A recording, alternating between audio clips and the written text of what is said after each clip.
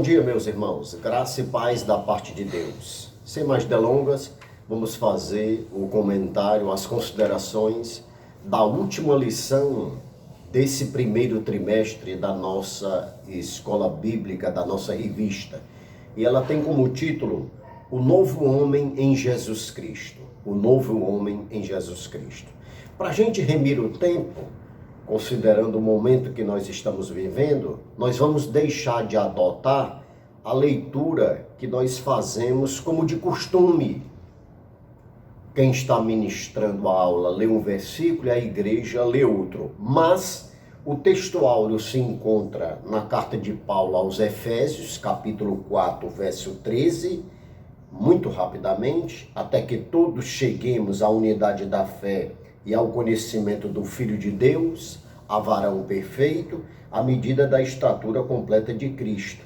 E a verdade prática, ela diz, a salvação em Jesus Cristo leva-nos à perfeição espiritual, moral e ética.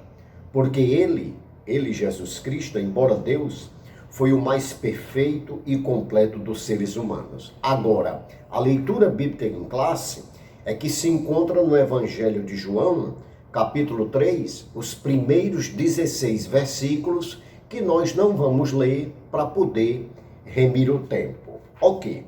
O comentarista dessa lição, ele diz que para o novo homem Jesus Cristo, ele fundamenta 4 pontos que não é nada mais, nada menos do que a teologia sistemática. O que é teologia sistemática?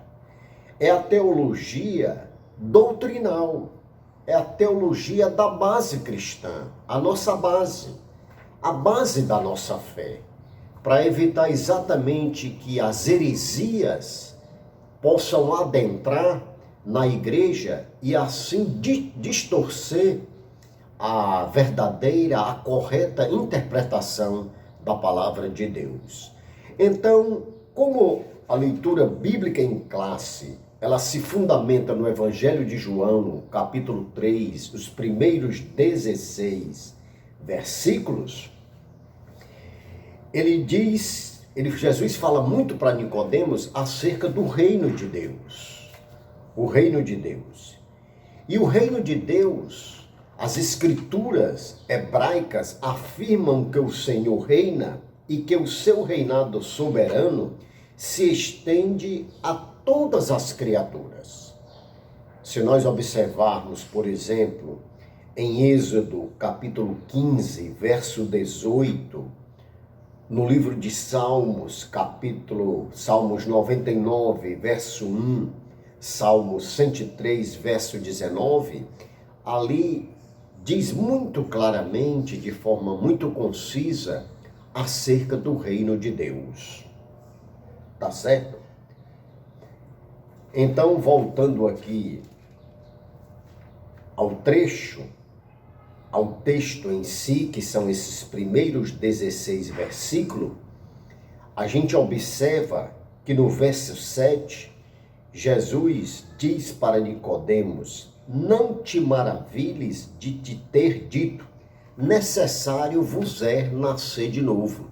A gente pode inferir que a passagem de Nicodemos, Jesus deixa muito claro que não só Nicodemos, mas todos os companheiros do Sinédrio estavam ou se encontravam excluídos do reino de Deus. Porque ele diz, vos é necessário, isso é plural, vos é necessário nascer de novo. E como nós dissemos no início, a teologia sistemática, ela aborda 4 pontos, praticamente, que o comentarista, ele vai explicitar não de forma muito profunda, sucinta, até porque não tem espaço na revista, mas ele aborda a teologia do novo nascimento, a teologia da justificação, a teologia da santificação e a teologia da glorificação. Então vamos ao primeiro ponto, para a gente poder remir. O nascimento do novo homem, ele inicia dizendo que Jesus ensinou a Nicodemos, que era um renomado mestre da lei, tudo leva a crer, membro participante do tribunal judaico, do Sinédrio, que esse novo homem não é gerado nem na carne nem no sangue, mas de Deus, da água e do Espírito. E no início do Evangelho de João, quando ele fala ali, no princípio era o Verbo, e o Verbo estava com Deus, e o Verbo era Deus, ele diz no verso 12 e 13 que ele veio para os seus, mas os seus não receberam, mas a todos quantos o receberam, deu-lhes o poder de serem feitos filhos de Deus. Filhos de Deus. Filhos de Deus. A passagem de Romanos, no capítulo 8, do verso 1 ao 39, se a gente observar bem, ela se divide em duas partes. A primeira parte é a obra de Deus em Cristo, que vai do verso 1 ao verso 11. 8 de Romanos, eu estou até aqui com a minha Bíblia aberta, e a gente pode verificar. 8 de Romanos. Agora, pois, já nenhuma condenação há para os que estão em Cristo Jesus, porque a lei do Espírito da vida em Cristo Jesus te livrou da lei do pecado e da morte. Porquanto o que for impossível à lei, no que estava enferma pela carne, isso fez Deus enviando seu próprio Filho em semelhança de carne pecaminosa, e no tocante ao pecador, e com efeito condenou Deus em carne o pecado, a fim de que o preceito da lei se cumprisse em nós, que não andamos segundo a carne, mas segundo o Espírito. Porque os que se inclinam para a carne cogitam das coisas da carne, mas os que se inclinam para o Espírito, das coisas do Espírito. Porque o pendor da carne dá para a morte, mas o pendor do Espírito para a vida e paz. Por isso o pendor da carne é inimizade contra Deus, pois não está sujeito à lei de Deus, nem mesmo pode estar. Portanto, os que estão na carne não podem agradar a Deus. Eu li até o verso 9, mas nós podemos dividir esse capítulo, segundo a maioria dos teólogos e exegetas, em duas partes. A primeira parte, que vai até o verso 11, e a segunda parte, o ser humano como beneficiário dessa obra, recebendo a salvação, que vai do verso 12 ao 39. É tanto que no verso 16 desse capítulo, diz que o próprio Espírito testifica com o nosso espírito que somos filhos de Deus. O próprio Espírito, e se você observar, esse primeiro Espírito é com letra maiúscula, o pneuma. Testifica com o nosso espírito com letra minúscula que nós somos filhos de Deus. Então, o primeiro ponto abordado pelo comentarista dentro dessa teologia sistemática é o novo nascimento, o nascido de Deus.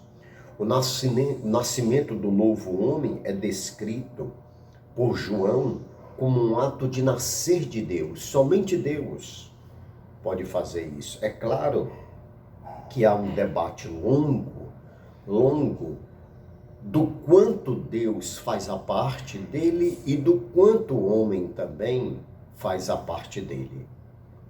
Até que ponto aonde o homem entra, tá certo? Então, a gente abordando esse primeiro ponto, e Paulo diz que se alguém está em Cristo, nova criatura é. As coisas velhas já passaram e tudo se fez novo. E esse novo nascimento, essa nova vida, ela está atrelada ao reino de Deus. foi exatamente o encontro de Jesus com Nicodemos, quando ele disse no verso 7, se não me engano, deixe-me ver, não te maravilhes de ter dito, necessário vos é nascer de novo.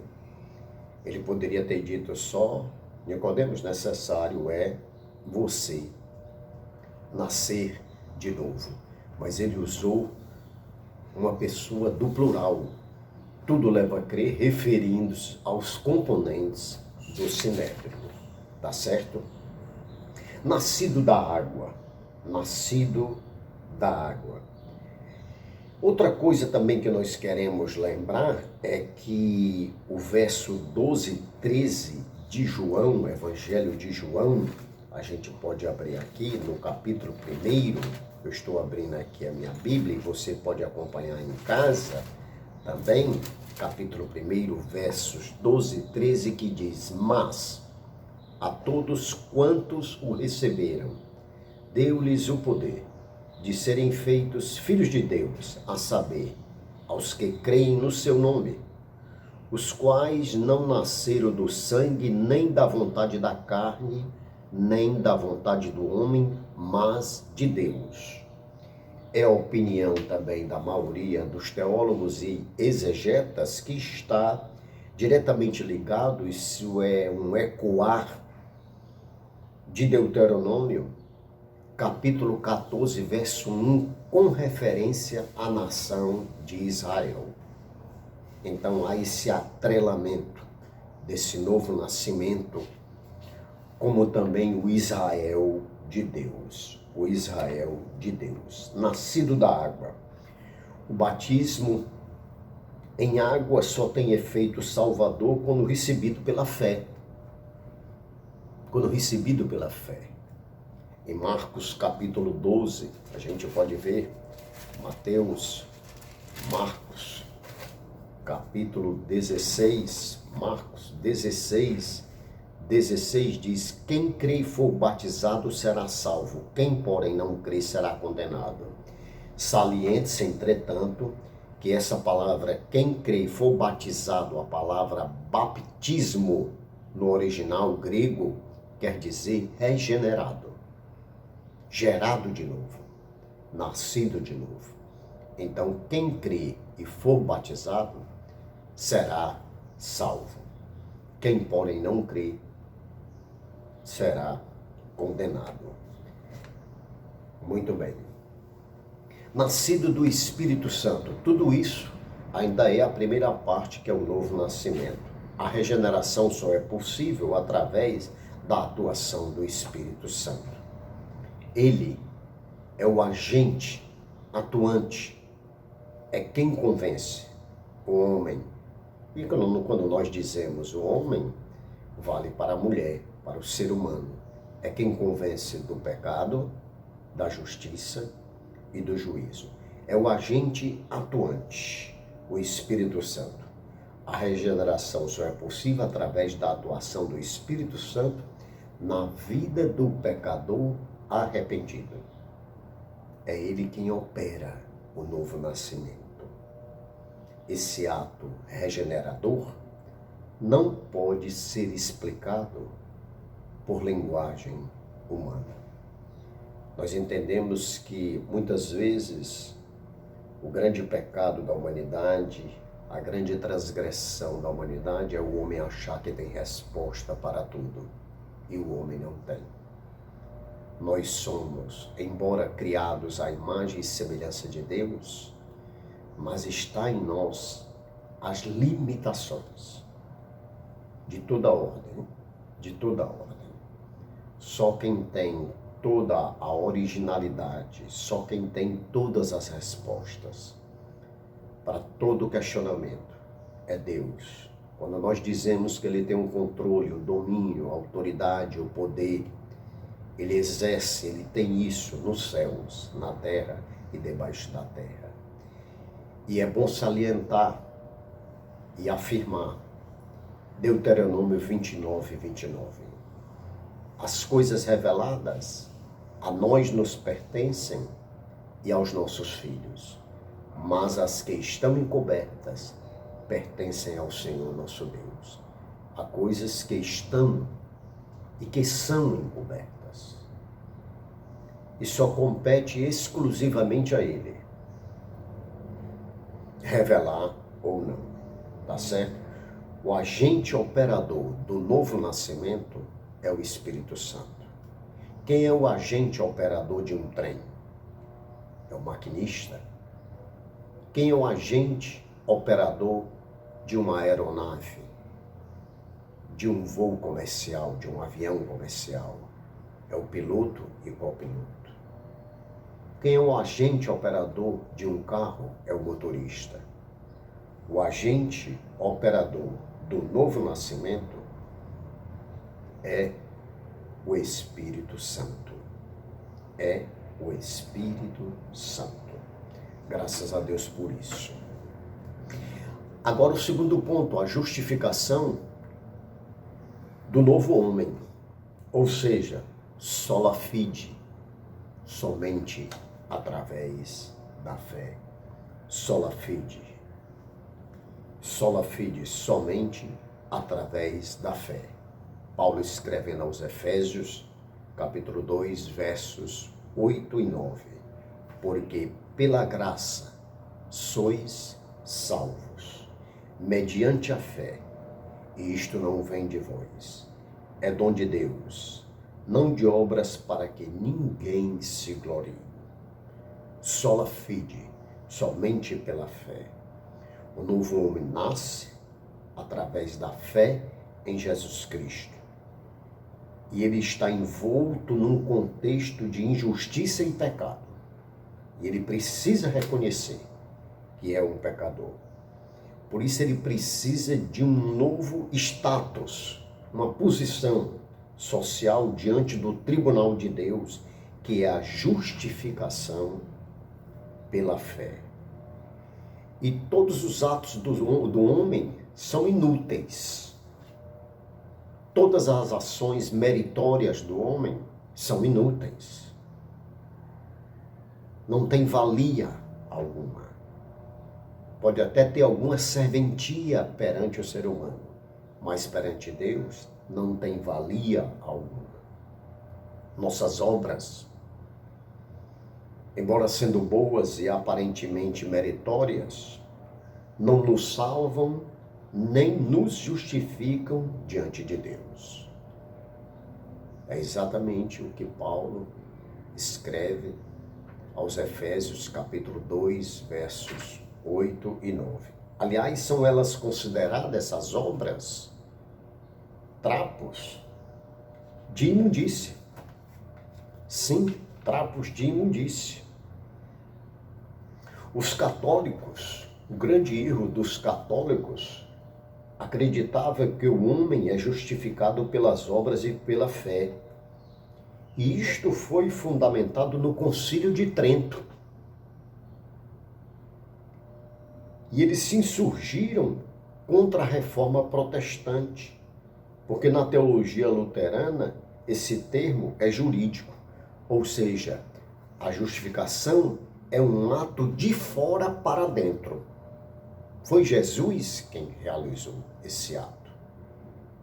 E o grande, abre aspas, erro da Igreja Católica Romana, baseado também na Epístola de Tiago, que diz que a fé sem obras é morta, é que ele diz que as obras e a fé é que justificam.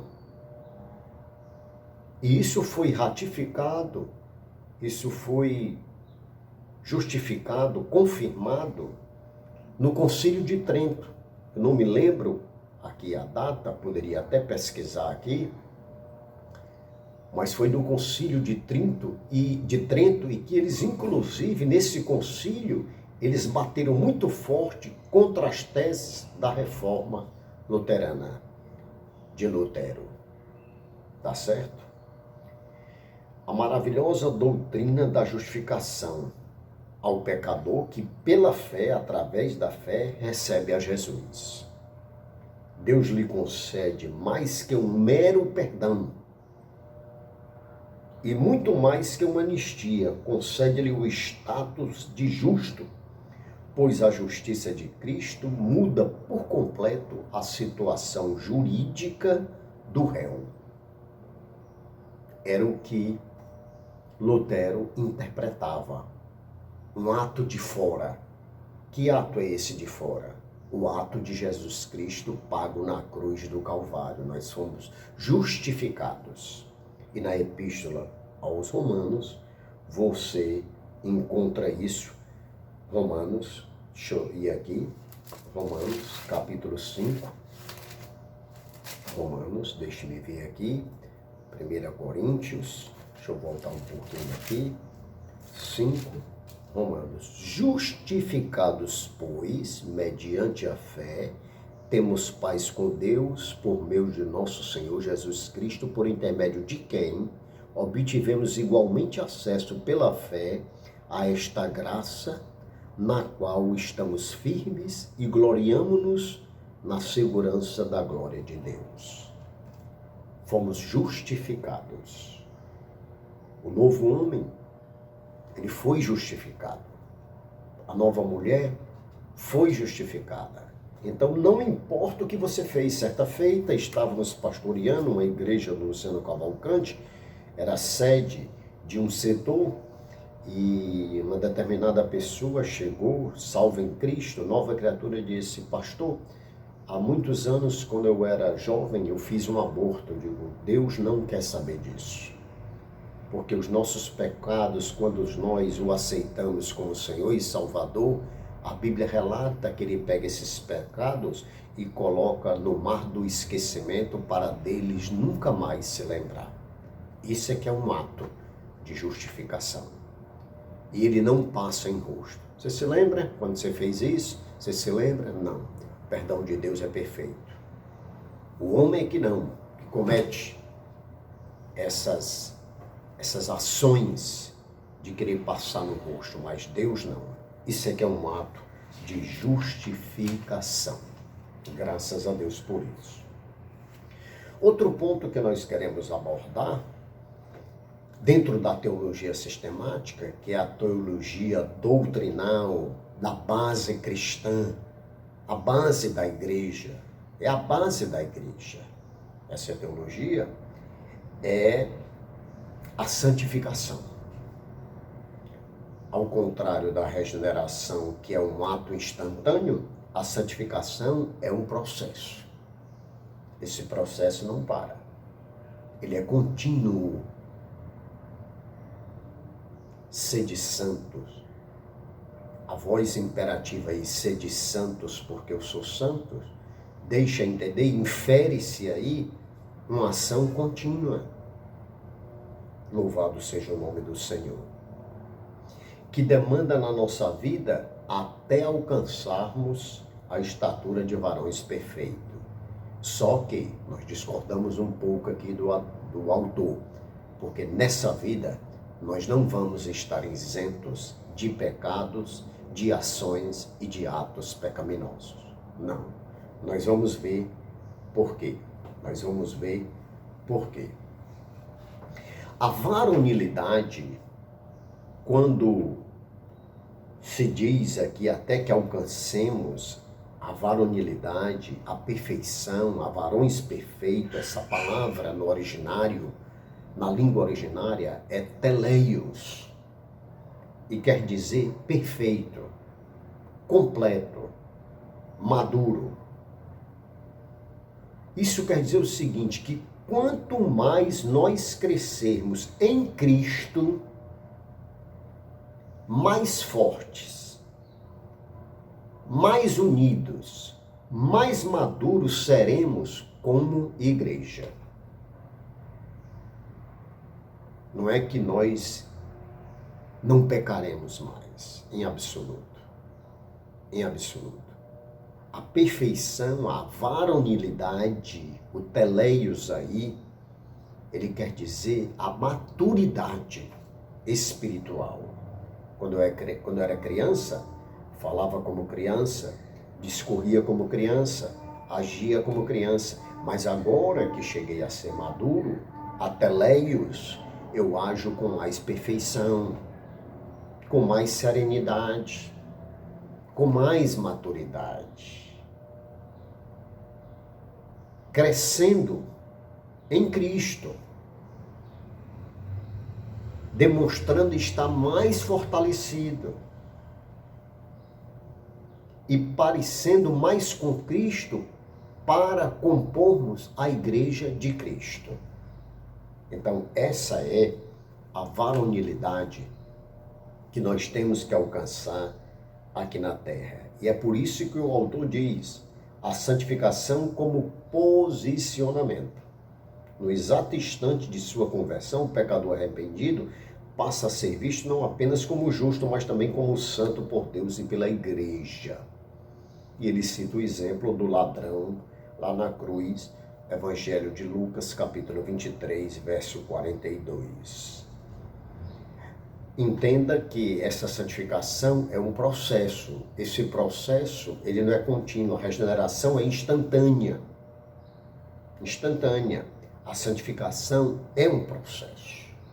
Pastores, evangelistas, presbíteros, diáconos, bispos, missionários, missionárias, diaconisas, diáconos, obreiros em geral, todos que compõem o corpo de Cristo, devem buscar a santificação, sem a qual ninguém verá a Deus.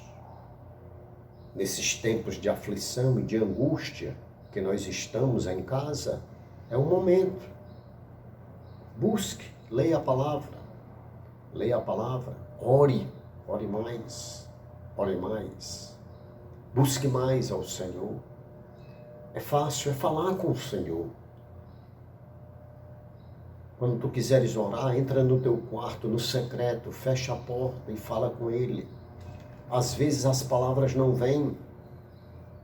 Nós não sabemos orar como convém, mas com gemidos inexprimíveis, a nossa alma vai exaltando ao Senhor.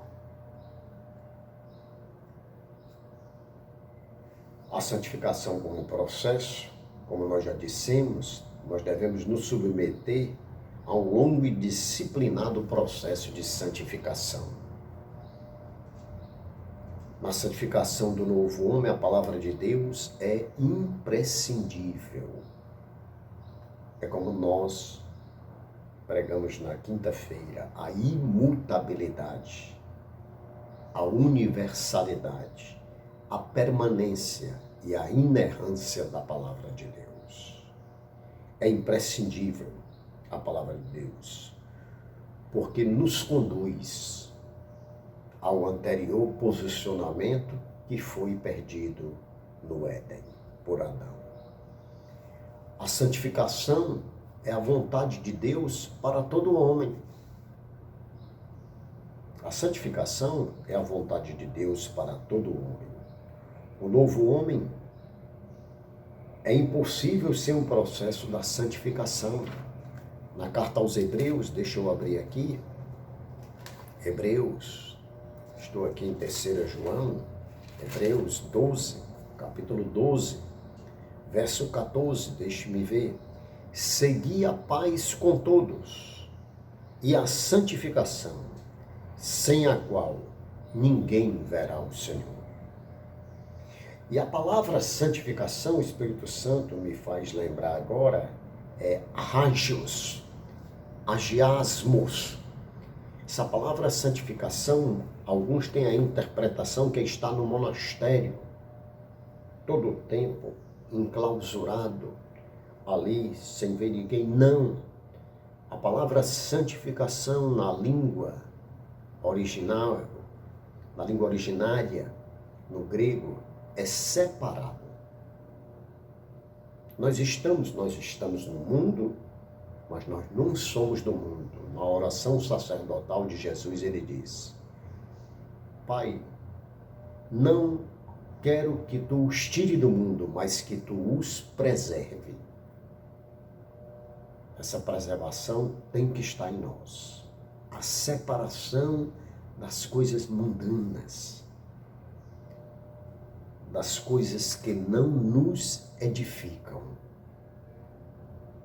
Nós tivemos recentemente aqui no nosso país a maior festa, eu acho que do mundo, um país endividado, quebrado, que o PIB, Produto Interno Bruto, não é lá essa primeira economia, mas é a maior festa do mundo, o Carnaval, onde as pessoas se sacrificam, deixam de comer, deixam de pagar aluguel, deixam de honrar seus compromissos para poder mandar confeccionar as suas fantasias. Gente que se desloca do extremo norte para ir lá para o sudeste, para o Rio de Janeiro. Uma verdadeira ignomínia, uma vergonha, escândalos e mais escândalos, brincadeiras e mais brincadeiras, intitulando Jesus Cristo de homossexual, uma verdadeira apologia à ideologia de gênero. Não estou dizendo que o que nós estamos passando, mas está dentro do contexto da santificação, é isso que a gente vê. Profundamente lamentável. Vamos nos reservar, vamos nos santificar, buscar mais a palavra de Deus. Certa feita, falando com um determinado irmão de uma congregação, ele dizia: pastor, tenho dificuldade para os meus impulsos. Só tem uma maneira do controle de impulsos, é orar mais, é ler a palavra de Deus, é fazer aliança com o Senhor.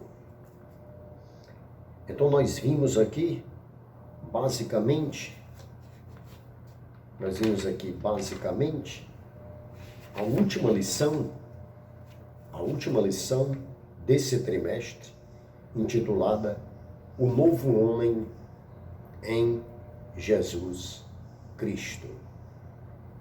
Quem recebeu Jesus como seu Salvador e Senhor, tomou a melhor decisão, a decisão mais sábia, pois os seus pecados foram apagados por Cristo.